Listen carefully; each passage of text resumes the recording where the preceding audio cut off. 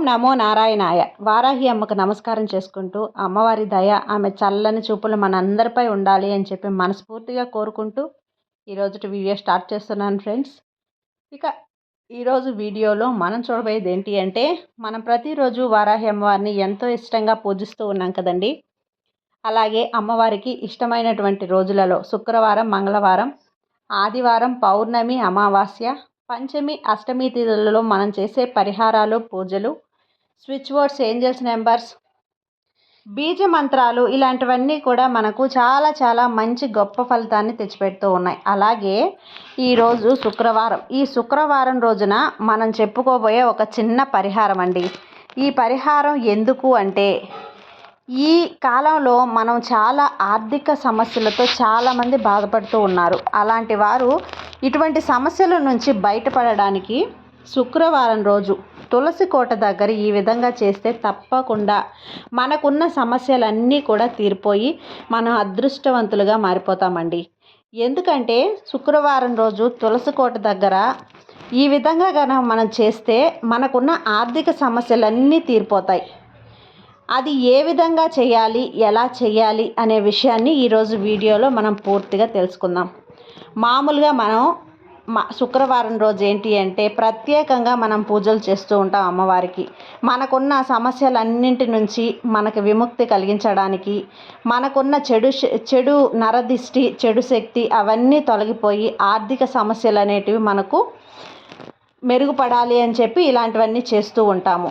మన ఇంట్లో గొడవలు అవుతున్నా, చిరాకులు అధికంగా ఉన్నా, మా శుక్రవారం రోజు కనుక మనం ఈ విధంగా ఎరుపు రంగు దుస్తులను ధరించి, ఎరుపు రంగు పుష్పాలతో అలాగే కుంకుమతో మనం అమ్మవారికి, వారాహి అమ్మవారికి మనం పూజ కనుక చేస్తే కనుక మనకున్నటువంటి అన్ని సమస్యలు కూడా తొలగిపోతాయండి. అలాగే అమ్మవారికి బెల్లం పానకం లేదంటే బెల్లంతో చేసిన ఏదైనా ఒక పదార్థం అనేది అమ్మవారికి ప్రసాదంగా నివేదించిన, లేదు అంటే ఎర్రటి అరటి పళ్ళు కానీ, లేదు అంటే దానిమ్మ గింజలు, ఎర్రగా ఉండేటివి దానిమ్మ గింజలు, లేకపోతే ఆ దానిమ్మ గింజలపై కొంచెం తేనె, చక్కెర కలిపి ప్రసాదంగా పెట్టినట్లయితే అమ్మవారికి చాలా ఇష్టమండి. చాలా ప్రీతికరంగా అమ్మవారు నైవేద్యాన్ని స్వీకరిస్తారు. ఇలా చేసి మనం అమ్మవారి అనుగ్రహాన్ని పొందాలి, అమ్మవారు మన ఇంట్లో ఉండాలి, అమ్మవారి భక్తుల్ని ఖచ్చితంగా అనుగ్రహం అనేది అమ్మవారు కల్పిస్తారు. వారికి ఎలాంటి కష్టం ఉన్నా ఆ కష్టం నుంచి మనం తొలగించి, ఇటువంటివన్నీ కూడా మనం పెట్టకపోయినా అమ్మ అని పిలిచి, నన్ను ఈ సమస్య నుంచి నన్ను గట్టెక్కించు, నన్ను ఈ సమస్య నుంచి పరిష్కారం చూపించు, ఈ బాధ నుంచి నన్ను విముక్తిరాల్ని చెయ్యి అని చెప్పి మనం అమ్మని వేడుకుంటే కనుక ఖచ్చితంగా మన బాధను అమ్మ ఖచ్చితంగా ఆలకిస్తుందండి. కానీ మనం పూర్తి నమ్మకంతో, అమ్మ మీద విశ్వాసంతో మనం అడిగినట్లయితే కనుక మనకు పరిష్కారం అనేది చూపిస్తుంది. స్వయంగా కొన్ని సందర్భాలలో అమ్మే వచ్చి మన సమస్యను పరిష్కరిస్తుంది. కాబట్టి ఇప్పుడు మనం చేసే పరిహారం కానీ, మంత్రం కానీ వారాహి అమ్మ మీద పూర్తి నమ్మకంతో మనం చేయాలి. ఇక వీడియోలోకి వచ్చేస్తే, తులసి కోట దగ్గర మనం ఏం చేస్తామంటే, ముందుగా మనము తులసి కోటను శుభ్రంగా ఉంచుకోవాలి. దాంట్లో ఏదైనా ఆకులు, ఎండిపోయిన ఆకులు అలాంటివన్నీ కూడా తీసివేసి, ఎప్పుడూ కూడా నీళ్ళ చెమ్మ అనేది ఉండేటట్టు చూసుకోవాలి. కొంచెం నీరు అనేది ఎండిపోకుండా, వాడిపోకుండా ఉంచుకోవాలి. మన పూర్వీకుల నుండి తులసి కోటకు ఎంతో ప్రాధాన్యత ఉంది కదా. ప్రతి ఒక్కరి ఇంటి ముందు తప్పనిసరిగా తులసి కోట అనేది ఉంటుంది. తెల్లవారుజామునే నిద్రలేచి తులసి కోటను చూడటం వలన ఆ రోజంతా కూడా ఉత్సాహంగా మనం పనిచేసుకుంటూ ఉంటాం. తులసి కోట మొక్కలు ఎవరి ఇంట్లో అయితే అధికంగా ఉంటాయో ఇంట్లో వారి ఆరోగ్యం ఎప్పుడూ బాగానే ఉంటుందండి. ఇది మనకు సైంటిఫిక్గా కూడా ప్రూవ్ అయింది. తులసి చెట్టు ఇంటి ఆవరణంలో ఉండటం వల్ల ఇంట్లోకి వచ్చే విష వాయువులను పసిగట్టి మనకు స్వచ్ఛమైన గాలిని ఇస్తుంది. తులసి మొక్క వైద్యపరంగా చాలా ఉపయోగపడుతుంది. మనకు జలుబు చేసినా, దగ్గొచ్చినా అలాంటప్పుడు 2 ఆకులు తులసి మొక్కలు కోసి మనం నమిలితే కనుక ఆ రసం అంతా మన గొంతులోకి దిగి మనకు ఉండేటువంటి కాఫ్ అంతా కూడా తగ్గిపోతుందన్నమాట. లేదంటే 2 ఆకులు వేడి నీళ్ళలో వేసి కాచి తాగినా కూడా మనకు రొంప, దగ్గు అవన్నీ కూడా తగ్గిపోతాయి. మనం ఉదయాన్నే లేచి స్నానం చేసి దీపారాధన తులసి కోట దగ్గర చేసుకుంటాం. ఈ విషయం ఎవరైనా తెలియకపోతే గుర్తుపెట్టుకోండి.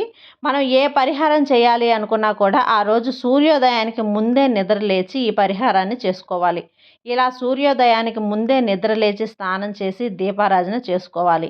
దీపారాధన చేసిన తర్వాత అమ్మవారి ఫోటో దగ్గర ఒక గ్లాసు పాలనేది ప్రసాదంగా మనం పెట్టాలి.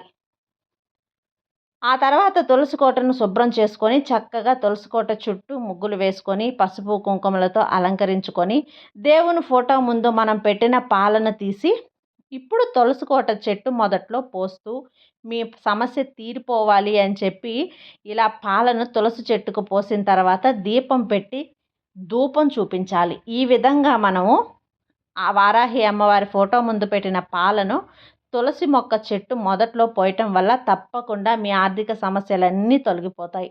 ఇప్పుడు మనం చెప్పుకున్న విధంగా చేసినప్పుడు ఆవు పాలనే ఉపయోగించాలండి దీనికి.